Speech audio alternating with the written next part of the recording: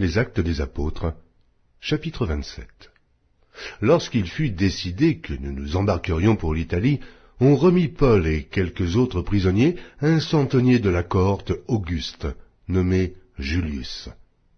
Nous montâmes sur un navire d'Adramite, qui devait côtoyer l'Asie, et nous partîmes, ayant avec nous Aristarque, macédonien, de Thessalonique. Le jour suivant, nous abordâmes à Sidon, et Julius, qui traitait Paul avec bienveillance, lui permit d'aller chez ses amis et de recevoir leurs soins. Partis de là, nous longeâmes l'île de Chypre, parce que les vents étaient contraires. Après avoir traversé la mer qui baigne la Cilicie et la Pamphylie, nous arrivâmes à Myra, en Lycie. Et là, le centenier ayant trouvé un navire d'Alexandrie qui allait en Italie, nous y fit monter. Pendant plusieurs jours nous naviguâmes lentement, et ce ne fut pas sans difficulté que nous atteignîmes la hauteur de Snide, où le vent ne nous permit pas d'aborder. Nous passâmes au-dessous de l'île de Crète, du côté de Salmone. Nous la côtoyâmes avec peine, et nous arrivâmes à un lieu nommé Beauport, près duquel était la ville de Lasée. Un temps assez long s'était écoulé, et la navigation devenait dangereuse, car l'époque, même du jeûne, était déjà passée. C'est pourquoi Paul avertit les autres en disant « Ô hommes, je vois que la navigation ne se fera pas sans péril et sans beaucoup de dommages, non seulement pour la cargaison et pour le navire, mais encore pour nos personnes. » Le centenier écouta le pilote et le patron du navire plutôt que les paroles de Paul. Et comme le port n'était pas bon pour hiverner, la plupart furent d'avis de le quitter pour tâcher d'atteindre Phénix, port de Crète, qui regarde le sud-ouest et le nord-ouest afin d'y passer l'hiver.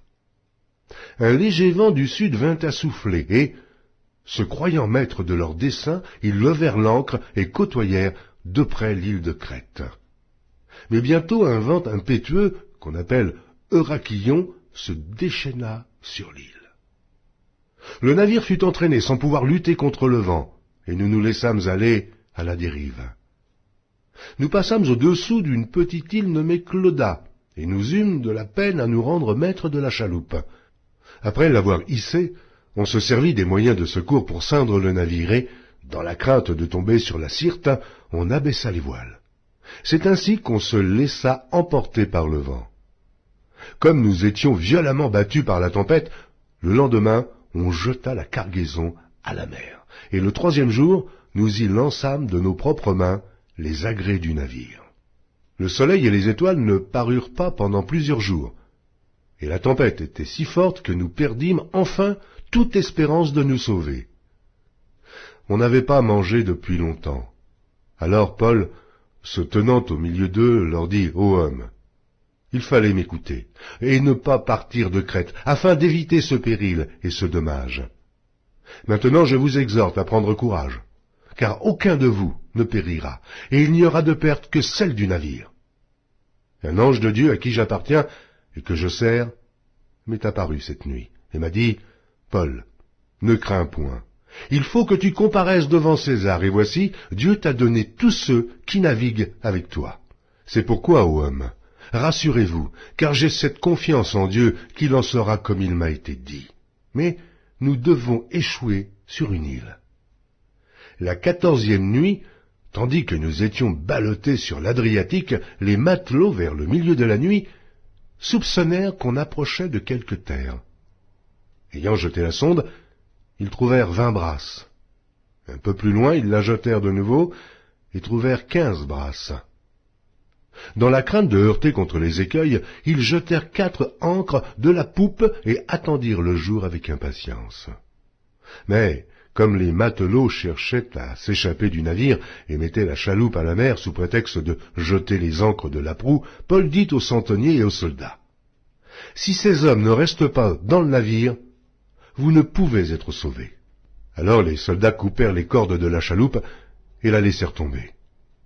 Avant que le jour parût, Paul exhorta tout le monde à prendre de la nourriture, disant « C'est aujourd'hui le 14e jour que vous êtes dans l'attente et que vous persistez à vous abstenir de manger. Je vous invite donc à prendre de la nourriture, car cela est nécessaire pour votre salut. et il ne se perdra pas un cheveu de la tête d'aucun de vous. » Ayant ainsi parlé, il prit du pain, et, après avoir rendu grâce à Dieu devant tous, il le rompit, et se mit à manger. Et tous, reprenant courage, mangèrent aussi. Nous étions dans le navire 276 personnes en tout. Quand ils eurent mangé suffisamment, ils allégèrent le navire en jetant le blé à la mer. Lorsque le jour fut venu, ils ne reconnurent point la terre, mais, ayant aperçu un golfe avec une plage, ils résolurent d'y pousser le navire s'ils le pouvaient. Ils délièrent les ancres pour les laisser aller dans la mer, et ils relâchèrent en même temps les attaches des gouvernails. Puis ils mirent au vent la voile d'Artimon, et se dirigèrent vers le rivage. Mais ils rencontrèrent une langue de terre, où ils firent échouer le navire. Et la prousse étant engagée, resta immobile, tandis que la poupe se brisait par la violence des vagues. Les soldats furent d'avis de tuer les prisonniers, de peur que quelqu'un d'eux ne s'échappât à la nage. Mais le centenier, qui voulait sauver Paul, les empêcha d'exécuter ce dessein. Il ordonna à ceux qui savaient nager de se jeter les premiers dans l'eau pour gagner la terre, et aux autres de se mettre sur des planches ou sur des débris du navire, et ainsi tous parvinrent à terre sains et saufs.